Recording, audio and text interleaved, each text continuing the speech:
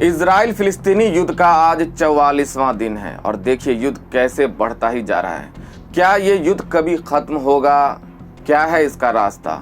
आखिर क्या है इसका सल्यूशन? इसी बीच एक बयान जो है एलन मस्क, जो दुनिया के सबसे अमीर लोगों में से हैं, उन्होंने यहूदियों के खिलाफ कुछ बयान दे दिया है, जिसकी वजह से इजरायली तिलमिला उठे हैं। वहीं खाड़ी देशों ने इजराइल पर और अमेरिका पर नकेल कसने के लिए कुछ गुप्त जो है प्लान बनाया है। ऐसी खबरें आ रही है कि पश्चिम देशों को अब तेल नहीं मिलेगा। जी हाँ, सही सुना आपने। गाजा इजराइल संघर्ष के बाद ये तय हो गया है कि अब खाड़ी देश चाहते हैं कि वो पश्चिमी देश को तेल बेचना बंद कर सकते हैं। नमस्कार, मैं हूं रोशन आर्यन और आप देख रहे हैं RTV न्यूज। इजराइल फिलिस्तीन युद्ध के 44वें दिन दुनिया वर्ल्ड वार के मुहाने पर खड़ा है। इजराइल का साथ अब तक लगभग सारे देशों ने छोड़ दिया है, लेकिन पर्दे के पीछे से जो है अब अमेरिका जो है वो इजराइल के साथ डटा हुआ है। लेकिन सवाल है कि वो कब तक टिकेगा। इसका भी खाड़ी देश ने एक रास्ता निकाला है। पहले उन्होंने इजराइल को तेल देना बंद किया और अब कहा जा रहा है कि खाड़ी देश जो है अमेरिका को उन्होंने समझाया था। खाड़ी देशों की जो बैठक हुई थी 11 नवंबर और 12 नवंबर को, उसमें उन्होंने समझाया था कि आप इजराइल का साथ छोड़ दीजिए। अमेरिका ने कहा कि जरूर कि इजराइल का साथ छोड़ देंगे, लेकिन वो पर्दे के पीछे से मदद पहुंचा रहा है। दोस्तों, अब इसको लेकर खाड़ी देशों ने लगभग तय किया है कि वो पश्चिम देश को तेल देना ही बंद कर देंगे। इसका असर क्या होगा आप सोच नहीं सकते हैं।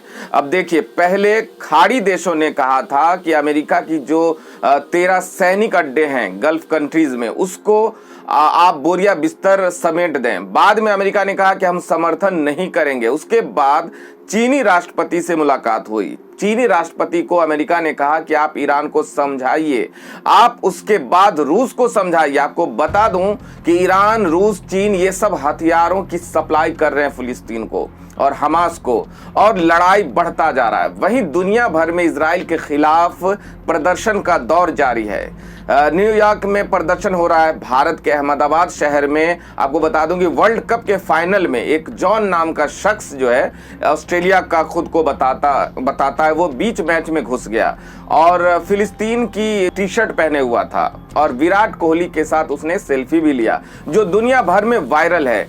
इसी तरह से दुनिया का शायद ही कोई देश हो जहां फिलिस्तीन के पक्ष में और इजराइल के खिलाफ धरना प्रदर्शन नहीं हो रहा है। वहीं अगर मोर्चे की बात करें तो लगातार अभी भी इजराइल बमबारी कर रहा है। स्कूलों पर, अस्पतालों पर निर्दोष लोग मारे जा रहे हैं। सबसे ज्यादा मासूम बच्चे, लगभग 3000 शिकार हुए। 15,000 लोग उसे मौत के मुंह में समा चुके हैं। वहीं हमास, हिजबुल्लाह, हीतू, लेबनान, सीरिया, जॉर्डन, अब तुर्की भी इस युद्ध में शामिल है। ईरान भी शामिल हो गया है। वहीं इजराइल के सैनिकों पर भी लगातार जो है हमले जारी हैं और तमाम फिलिस्तीनी हमास में शामिल हो रहे हैं। हिजबुल्लाह जो है वो एक साथ 800 रॉकेट दाग रहा है इजराइल के शहरों पर। इजराइल ने अपने सीमावर्ती शहरों को खाली करा लिया। वहीं अब मैंने आपसे सवाल पूछा था कि आखिर इसका सोल्यूशन क्या होगा। सोल्यूशन तो होगा। दरअसल इजराइल लगातार 2 दिन, 4 दिन, 5 दिन, 7 दिन तक युद्ध करता था। इजराइल फिलिस्तीनी के कुछ हिस्सों पर कब्जा कर लेता था और दुनिया को पहले वो बताने में कामयाब हो जाता था कि हमास आतंकी संगठन है, फिलिस्तीन आतंकवाद को बढ़ावा देता है, और दुनिया इसको एक्सेप्ट कर लेती थी। लेकिन अब इस बार खेल बदल गया है। अब इस बार दुनिया के 145 देश जो है वो इजराइल के खिलाफ है और फिलिस्तीनी के साथ है। यूनाइटेड नेशन में 2 बार जो है वोटिंग हो चुकी है। इससे साफ है कि भारत ने दूसरी बार मदद पहुंचाई है। रूस मदद कर रहा है, चीन मदद कर रहा है, नॉर्थ कोरिया मदद कर रहा है। तो इससे पहले कभी फिलिस्तीन को जो है इतना समर्थन नहीं मिला था और ये बात फिलिस्तीनियों को पता है। और हमास को भी इतना समर्थन नहीं मिला था। और हर फिलिस्तीनी जो है अपने आप को हमास कह रहा है। आम लोग भी इस युद्ध में शामिल हो रहे हैं, क्योंकि हथियारों की कमी नहीं है और सोशल मीडिया की वजह से खेल हो गया कि इजराइल के जो जितने दुष्कर्म थे, जितने पाप थे, जितने कि उसने जेनोसाइड किए थे, वो सब दुनिया के सामने आ गया। और इसकी वजह से जो है इजराइल अब खुद एक आतंकी देश बन गया। जी हाँ दोस्तों, यहाँ तक कि दुनिया के अमीर शख्सों में से एक और ट्विटर जिसे अब एक्स कहा जाता है, उसके मालिक एलन मस्क ने कहा कि यहूदी जो है वो अश्वेतों पर हमला कर रहे हैं। सोचिए, वो कह रहे हैं कि यहूदियों को बिना पासपोर्ट, वीजा, लाइसेंस के वो दुनिया भर में फैल रहे हैं। इसको लेकर अब जंग तेज हो गई है दोस्तों। देखिए, लगातार जो इजराइल के नाम पर जो यहूदी का जो मसला है वो तूल पकड़ता जा रहा है। हिटलर ने भी इसी तरह से यहूदियों पर हमला किया था और अब वही बेंजामिन नेतन्याहू कर रहे हैं। तो नस्लवाद को लेकर भी आरोप लग रहा है, लेकिन एलन मस्क के कहने से बातों से साफ लगता है। उन्होंने अपने एक्स पर लिखा है कि कोई भी जेनोसाइड का वीडियो हम इस पर प्रसारित नहीं होने देंगे। मतलब जो इजराइल की सेना जो प्रोपेगेंडा फैला रही है, चाहे हथियार का, चाहे मौत का, उसको हम प्रसारित नहीं होने देंगे। इसे एक बड़े बदलाव के तौर पर भी देखा जा रहा है। तो वही देखिए, भारत के मैच में किस तरह से फ्री फिलिस्तीन को लेकर एक शख्स घुस गया और उसके बाद पूरी दुनिया में वो सोशल मीडिया पर वीडियो वायरल है। देखिए, उसी के साथ पश्चिम देश जो है वो तेल नहीं बेचना चाहते। वहीं लगातार जो ग्राउंड से रिपोर्ट आ रही है कि IDF मतलब जो इजरायली डिफेंस है उस पर लगातार हमले हो रहे हैं, उसके टैंक उड़ाए जा रहे हैं। हमास और उसके खिलाफ अब युद्ध लड़ने वालों की संख्या 6 से 7 हो गई। तो युद्ध लंबा खिंचता जा रहा है। अब साफ है कि इसका एक कोई रिजल्ट तो निकलेगा। ये तो संभव नहीं है कि इजराइल फिलिस्तीन पर कब्जा कर लेगा, क्योंकि उसके साथ साथ कई देश जो है मिलकर लड़ रहे हैं। वहां अब बर्बादी इजराइल की होगी। इजराइल की मजबूत अर्थव्यवस्था थी, टेक्नोलॉजी था, एक संपन्न देश था। फिलिस्तीन पहले से ही एक लाचार जो है बेबस और गरीब देश है, जो इजराइल के रहम करम पर जिंदा था, पानी से लेकर तेल तक। लेकिन अब जिस तरह से पूरी दुनिया खड़ी हो रही है फिलिस्तीन के साथ, खाड़ी देश जिस तरह से खड़े हो रहे हैं, उससे साफ है कि फिलिस्तीन के दिन बदलने वाले हैं। और फिलिस्तीनियों का मानना है कि अब हम कोई समझौता नहीं करना चाहते इजरायलियों की शर्तों पर। अब हमें ये या तो युद्ध लड़ना है, हम आज़ाद होंगे या मरेंगे। उन्होंने डू और डाई यानी करो या मरो वाली नीति अपना ली है, जो मैंने पहले भी आपको बताया था। और इसका मतलब है कि अब बर्बादी इजराइल की हो रही है। और इजराइल कुछ दिनों का चाहता है सीज फायर, लेकिन वो ऐसा नहीं चाहते। वो चाहते कि इंटरनेशनल कमेटी के सामने सीज फायर हो और एक एक इंच फिलिस्तीन की जमीन जो है वो लौटाई जाए। इस बार के युद्ध से साफ हो गया कि इजराइल एक बड़ा ही आतंकी देश है। वो फिलिस्तीन पर बमबारी करके कब्जा करना चाहता है। ये सब कुछ पब्लिक डोमेन में दोस्तों आ चुका है। और अब हर फिलिस्तीनी चाहता है कि या तो उसे आज़ादी मिले या वो मर जाएंगे। फिलिस्तीन पर जिस तरह से बमबारी की गई है, जिस तरह से मलबे में तब्दील कर दिया गया है, उससे साफ है कि अब वो लड़ने के लिए तैयार हैं। लेकिन सबसे जो खास बात है कि पूरी दुनिया का समर्थन जो है फिलिस्तीन को मिल रहा है, और उसके लिए एक बड़ी बात है, ऐसा पहले कभी नहीं हुआ दोस्तों। तो एक बड़ा पक्ष जो है, देखिए, अब रूस का हथियार, चीन का हथियार, नॉर्थ कोरिया का हथियार, ईरान का हथियार, खाड़ी देश पहली बार एकजुट हुए हैं। इससे पहले वो इराक पर एक साथ नहीं आए थे, लीबिया पर एक साथ नहीं आए थे, अफगानिस्तान पर एक साथ नहीं आए, लेकिन इस बार वो एक साथ है। आपको क्लियर कर दूं, भारत और पाकिस्तान हमेशा से एक दूसरे का दुश्मन देश रहे।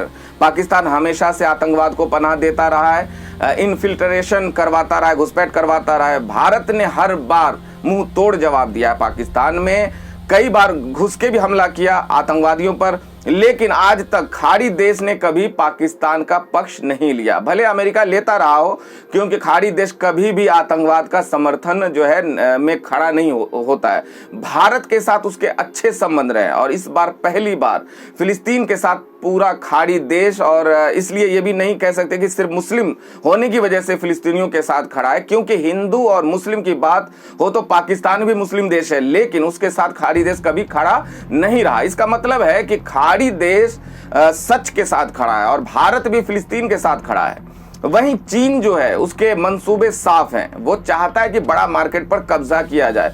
तो ये जो है तमाम अपडेट्स आ रहे हैं, वो इजराइल और फिलिस्तीन उसकी वजह से हो रहा है। और दुनिया के जो एशियन देश है, खासकर उसमें भी फिलिस्तीन का समर्थन है।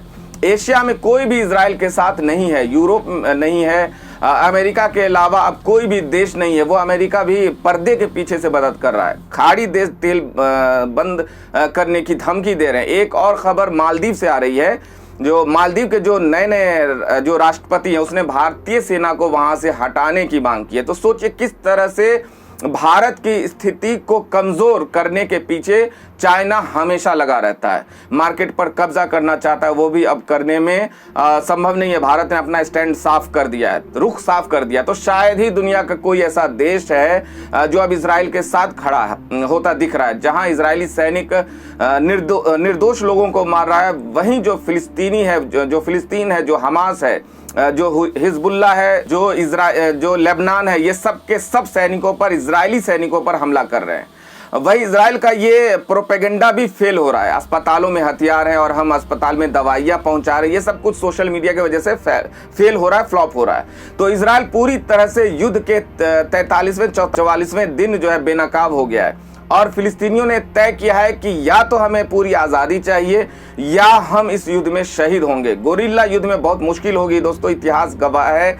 रूस नहीं जीत पाया अफगानिस्तान से, अमेरिका नहीं जीत पाया। आप बमबारी करके आम लोगों को मार सकते हैं, लेकिन कब्जा करने के लिए तो आपको ग्राउंड पर जाके लड़ना पड़ेगा। और जैसे इजरायली फौज ग्राउंड पर जा रही है, वो सबसे ज्यादा हताहत हो रही है, सबसे ज्यादा जो है इजरायली फौजी मारे जा रहे हैं। तो 43-44वें दिन भी युद्ध जारी है। लेकिन सबसे बड़ा अपडेट है कि हिजबुल्ला, हूती, हमास के साथ सीरिया, ईरान, जॉर्डन, तुर्की भी लड़ रहे हैं। तो ये सबसे बड़ी बात है। और हमास, हूती, हिजबुल्ला को हथियारों की सप्लाई जो है रूस, चीन, नॉर्थ कोरिया और ईरान से हो रहा है, जिसकी वजह से उसको बल मिला है और अब इजराइल चारों तरफ से घिर गया है। दोस्तों ये सारी बात, ये सारी सच्चाई गोदी मीडिया, नेशनल मीडिया आपको नहीं दिखाएगी। तो हमारा ये प्रयास, हमारा ये रिपोर्ट कैसा लगा, आप अपनी प्रतिक्रिया, अपनी राय हमें कमेंट करके जरूर बताइएगा। वीडियो को लाइक और शेयर भी जरूर कर दीजिएगा, शेयर जरूर कीजिएगा दोस्तों, जिससे कि दुनिया को सच्चाई पता चल सके। देश दुनिया की तमाम बड़ी खबरों को जानने के लिए चैनल को भी सब्सक्राइब जरूर कर लीजिए। शुक्रिया।